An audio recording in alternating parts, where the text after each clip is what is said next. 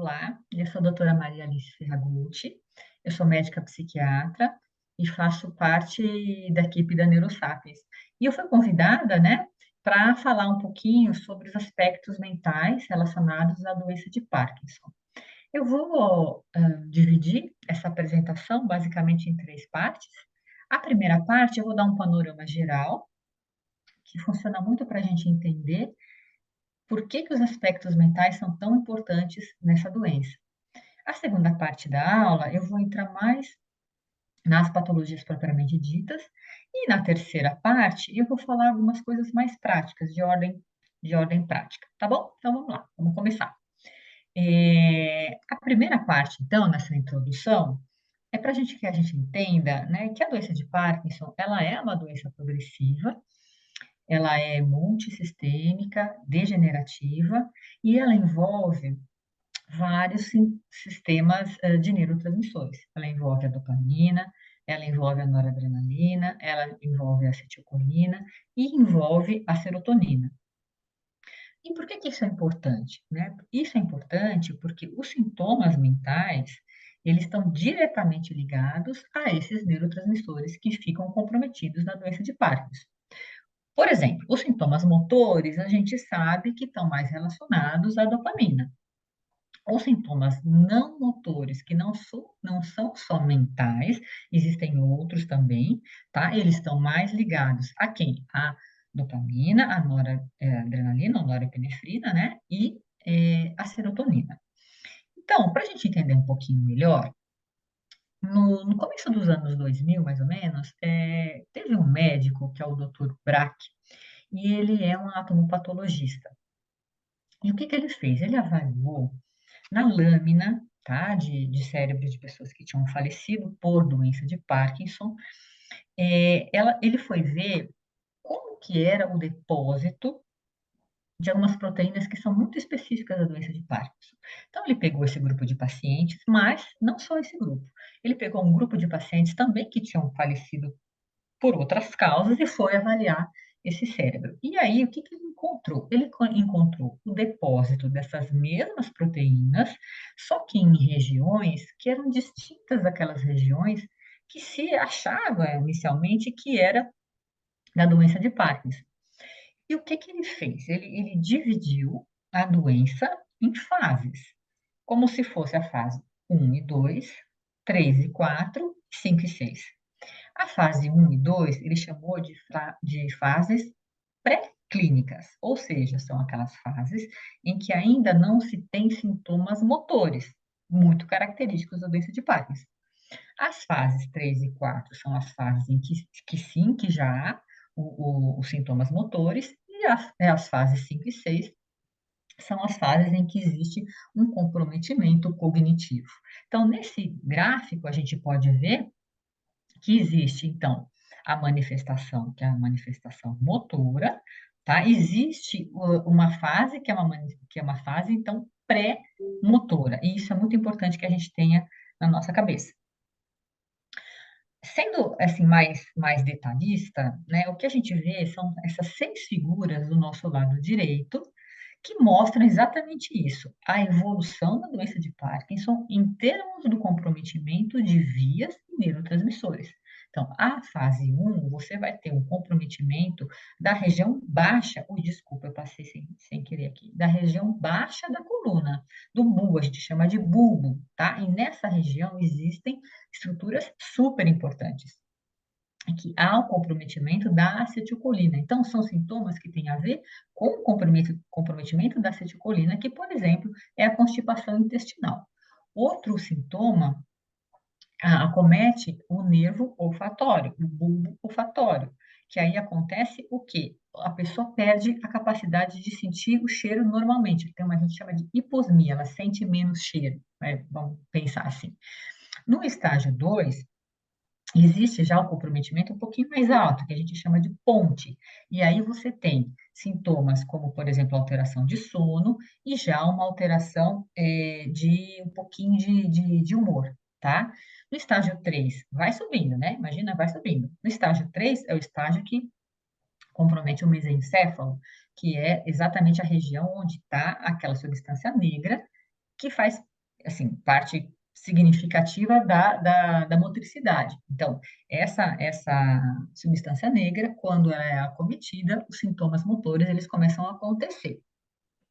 Além desses sintomas motores, a gente tem também alterações cognitivas, tá? E na fase 4, isso vai evoluindo, vai pegando tálamo, o indivíduo vai ficando um pouco mais com alteração, então, mais motor, vai pegando esses núcleos da RAF, que pode ter alteração, então, da serotonina e alteração de sono. O estágio 5, você já pega a área mais cortical e o giro do símbolo, que tem a ver com o humor, tem a ver com essa parte mais de vontade diante da vida.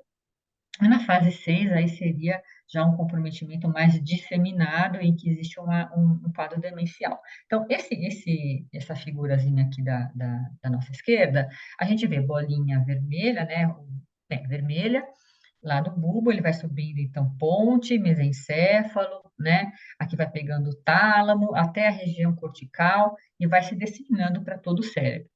O que a gente assim, conclui com isso, né?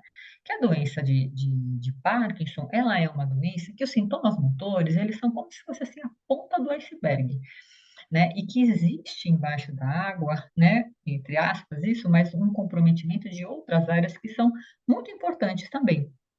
E que são relacionadas a exatamente esses outros neurotransmissores, além da dopamina, mas principalmente, então, a acetilcolina, a serotonina e a noradrenalina. Então, vamos lá. Se a gente tem um comprometimento da dopamina, o que a gente vai ter de sintoma? A gente vai ter um sintoma motor, que é o tremor, a bradicinesia, quer dizer, a lentificação do movimento, né, e a rigidez, que são as características da doença, mas também depressão, dor e apatia. O comprometimento da noradrenalina vai ter, então, uma rigidez também, uma certa acinesia, né, e uma discinesia, mas também depressão, ansiedade, apatia, né? Os sintomas relacionados à diminuição da acetilcolina, você vai ter alteração cognitiva, né, leve, e também pode evoluir para demência.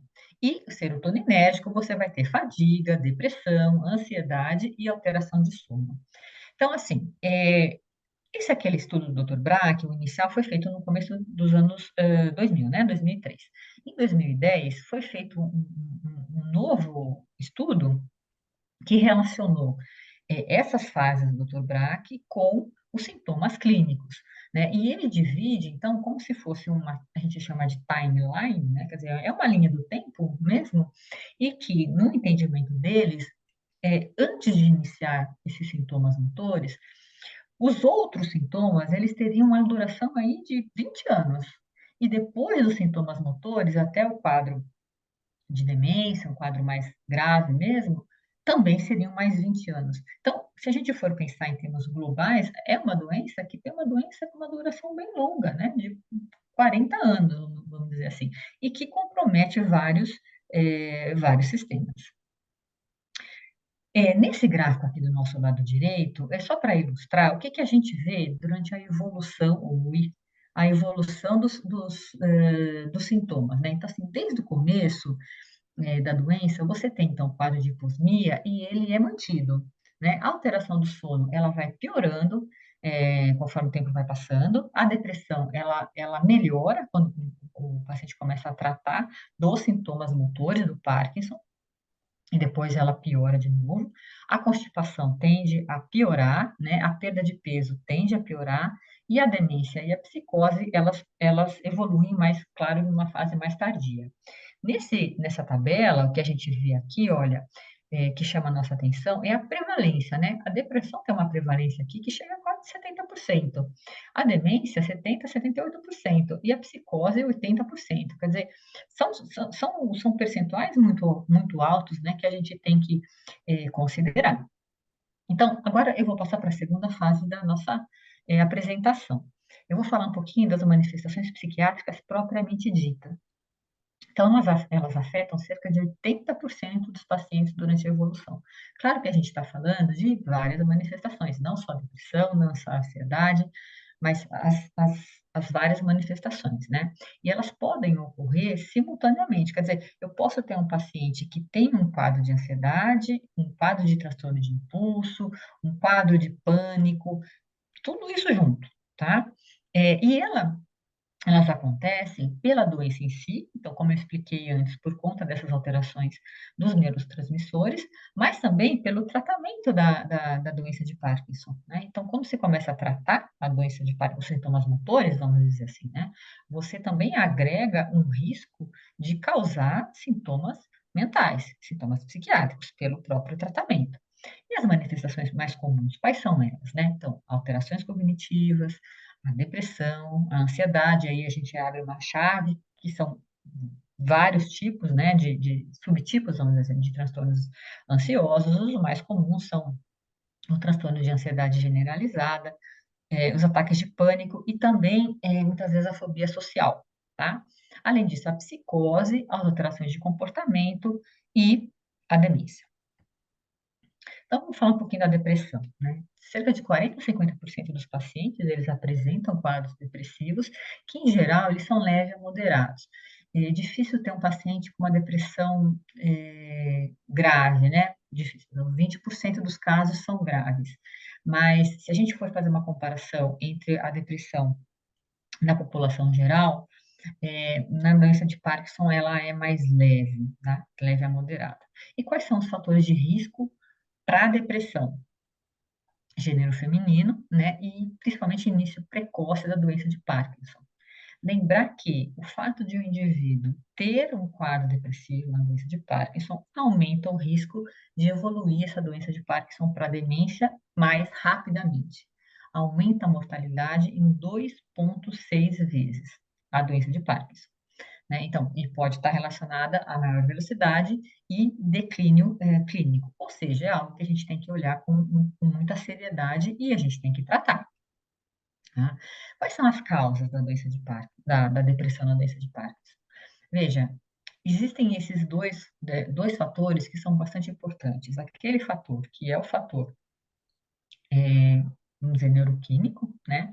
Que tá relacionado àqueles neurotransmissores que eu falei para vocês, é, mas também as causas mais psicodinâmicas que a gente fala, né? Então, assim, são as perdas sociais, as perdas pessoais que acontecem pela doença de Parkinson, a perda de autonomia, de independência, né, de atividades, e uma perspectiva que é uma perspectiva de uma condição de uma doença crônica, né, e até hoje, pelo menos, incurável.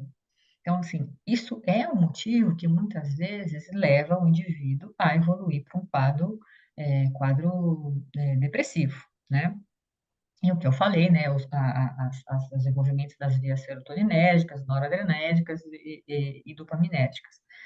Muitas vezes é difícil a gente fazer uma diferença, né, uma diferenciação entre a apatia e a depressão na doença de Parkinson.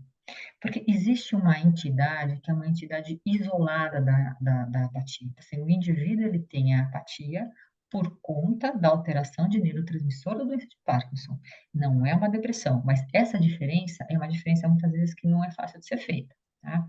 E a lentificação psicomotora, né, é o outro ponto que na depressão acontece muito, mas que no Parkinson também acontece, né? A disforia, que a gente chama de disforia, é sinônimo de irritabilidade, né, de mau humor, essa perda de interesse, a própria alteração de sono, né? Um dos critérios diagnósticos para a gente ter para depressão é exatamente uma alteração de sono que acontece por conta dessa alteração serotoninérgica da própria doença de Parkinson. Então, é um diagnóstico que ele não é simples de ser feito, tá? E como é que a gente trata, né? A gente trata, vamos dizer, de duas frentes.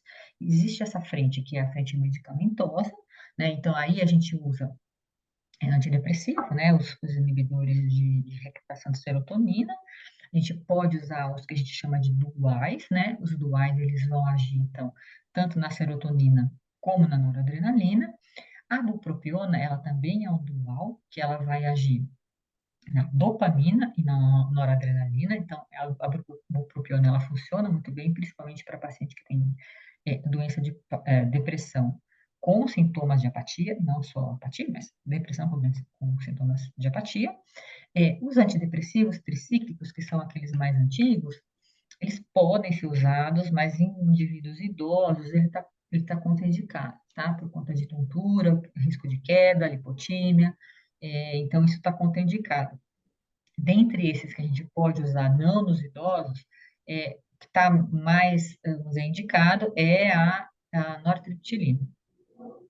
E agora, mais recentemente, a gente sabe que o tratamento per se da doença de Parkinson com o pramipexol, que é um agonista dopaminérgico, a gente também pode tratar a depressão com ele, só com o agonista dopaminérgico. Na falha do tratamento clínico, a gente tem a possibilidade de fazer estimulação magnética transcraniana, né? Eletroconvulsoterapia e, mais recentemente, aí, o uso do canabidiol. Eu queria falar um pouquinho só, com um pouco mais de detalhe, então, sobre a apatia, que é um sintoma que acomete 25% dos pacientes, né? Então, ela pode estar relacionada à depressão ou ela está isolada. Então, como é que é isso? É uma certa indiferença, né? Uma perda de motivação, perda de iniciativa, de perseverança, interesse nas coisas novas. Então, aquele indivíduo que fica em casa, não tem muita vontade de sair, fica só ali naquele mundo dele, né? E a sua presença da apatia, então, está relacionada a uma disfunção do sistema dopaminérgico. Ela tem uma associação com a disfunção cognitiva, né? Então, essa é uma coisa da memória, ou de um prejuízo executivo, o indivíduo quer fazer uma coisa, mas ele não consegue fazer, né? E, e pode evoluir para algo bastante grave, assim, né? Que é a abulia, que é exatamente assim, você não tem a iniciativa, você não consegue tomar decisão. Você fica um pouco escravizado por essa situação, né? E o tratamento, quando existe só a apatia, não a depressão com apatia, mas só a apatia, pode ser feito com a bupropiona, que é, de fato, um antidepressivo, mas também com modafinil e com um metilfenidato. E agora a gente vai falar um pouquinho sobre transtornos ansiosos, né? Os transtornos ansiosos, mais ou menos 40% dos pacientes com doença de Parkinson, e também mais alto em pacientes que são recém-diagnosticados. Frequentemente, eles são comórbidos com depressão. Os mais comuns é transtorno de ansiedade generalizada, a fobia social e o transtorno de pânico. Em termos de neurotransmissores, os mais relacionados, né, são a noradrenalina e a serotonina, mas, além disso, existem os fatores psicossociais que são muito importantes, né? Então, assim, é aquele indivíduo que começa a ter uma perda da confiança, né? Ele tem um receio, né, um medo de ter queda, né, de perder equilíbrio, de não ter uma resposta emocional adequada para as interações sociais, porque a gente sabe também que existe uma perda da mímica facial na doença de Parkinson, né? Então, o indivíduo fica com receio de que as pessoas achem que ele também não está respondendo adequadamente às interações sociais, e, no final das contas, ao receio da perda de autonomia, uma vez que o bem-estar ele está muito relacionado a essa questão. E como é que a gente trata? Primeiro, eh, de novo, a gente tem que tratar tanto de forma medicamentosa, como na forma da psicoterapia, tá? Na ansiedade, eu agregaria, né, também a psicoeducação. O que é psicoeducação? É identificar os gatilhos, quer dizer, quais situações que o indivíduo fica mais ansioso e que ele sabe que ele está mais ansioso, ele sabe que ele vai ficar mais ansioso. Então, às vezes, por exemplo, vai ter um jantar na família. Então, ele conhece todo mundo, ele tem uma intimidade, isso não desencadeia nele uma ansiedade tão grande. Por outro lado, se ele vai ter que ter um jantar de negócios, ou jantar com pessoas que ele não tem muita intimidade, isso já vai causar nele muito mais ansiedade. Então, o que a gente indica, muitas vezes, é fazer mesmo algo diário, né, para identificar esses gatilhos e comportamentos que podem minimizar esses sintomas.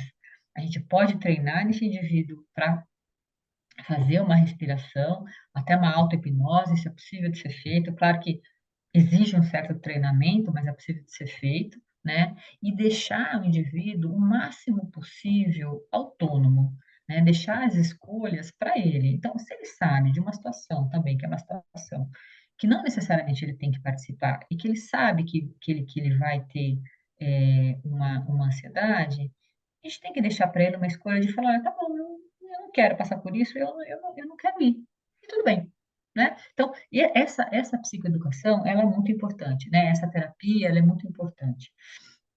Em termos de farmacologia, são os inibidores, né, de recaptação de serotonina, e nos casos do indivíduo ter uma alteração também, de humor, no sentido de irritabilidade, de mau humor, a gente pode, adicionar um benzodiazepínico, né, e se a ansiedade estiver muito intensa, a gente pode adicionar, por exemplo, o alprazolam, que é um benzodiazepínico que ele funciona muito bem para isso, numa dose baixinha, para o alívio dos sintomas.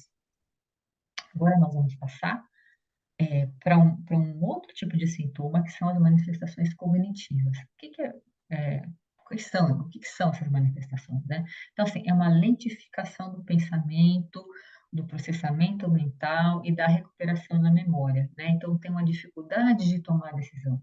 Muitas vezes ele fala assim para você: "Olha, eu tô com essa coisa aqui na ponta da língua, mas eu não estou conseguindo dizer agora", né? A gente tem algumas tarefas do dia a dia e que podem variar de grau de complexidade, mas tarefas muito cotidianas que o indivíduo passa a ter uma dificuldade de se organizar e organizar o próprio dia a dia. Então, ele vai ter que trabalhar, mas ao mesmo tempo ele tem que ajudar na casa dele, ele tem que ver as questões das finanças. Isso vai agregando um problema para ele que muitas vezes é bem difícil de lidar, sabe? E isso pode ser sobreposto a sintomas depressivos, né? Então, veja, a depressão, ela é uma doença que causa uma lentidão, né? Uma lentificação.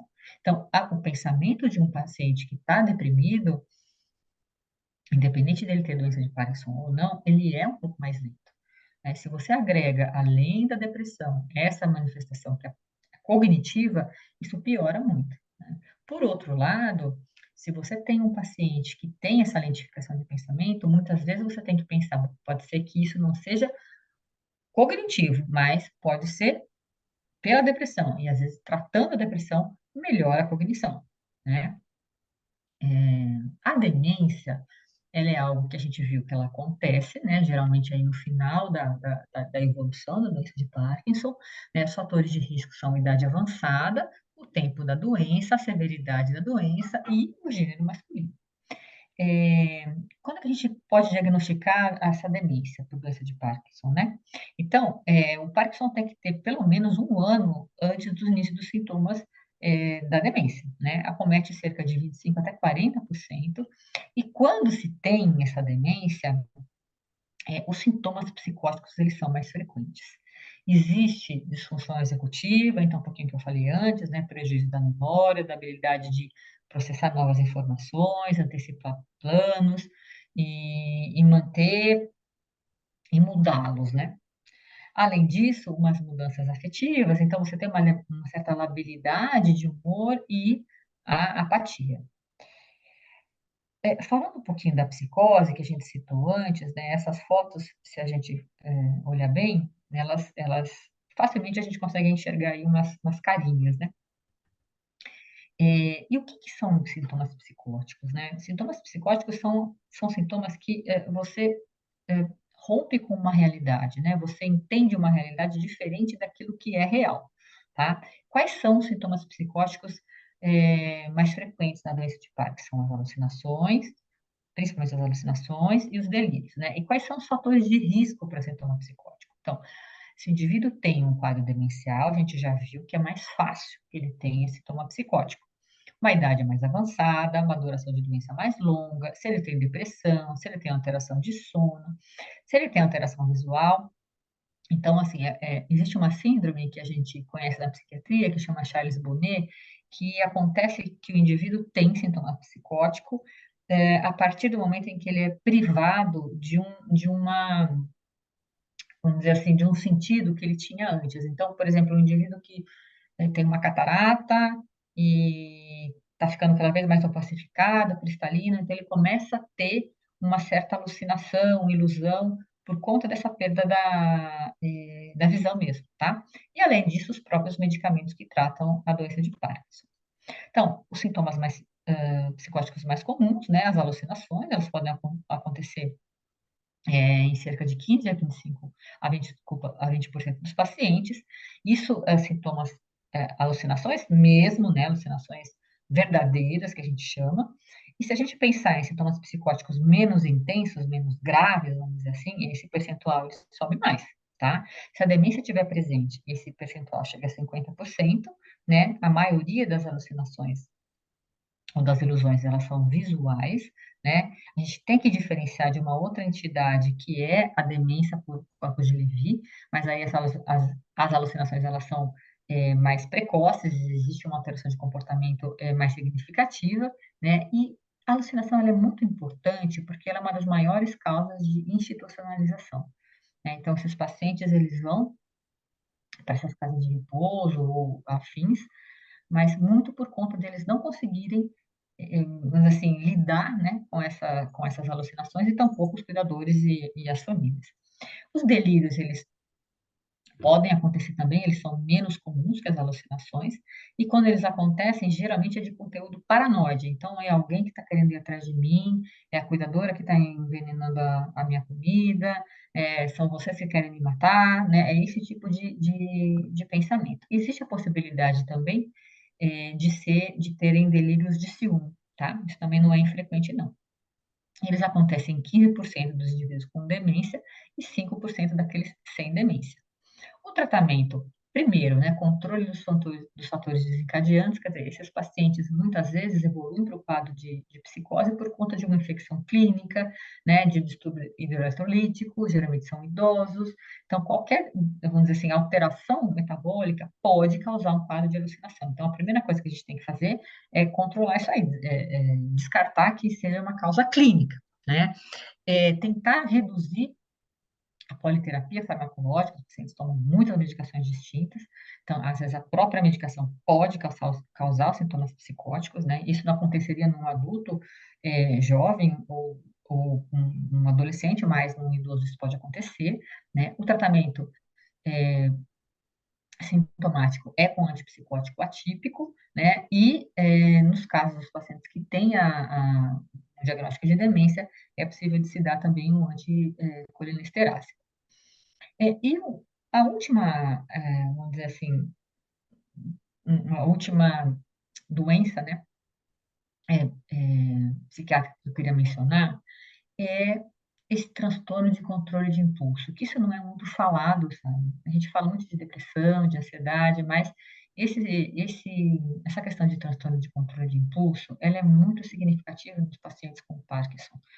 O que que é isso, né? Então, assim, controle de impulso, né? Então, assim, eu não consigo resistir a um impulso que é prejudicial para mim ou para alguém que está do meu lado, né?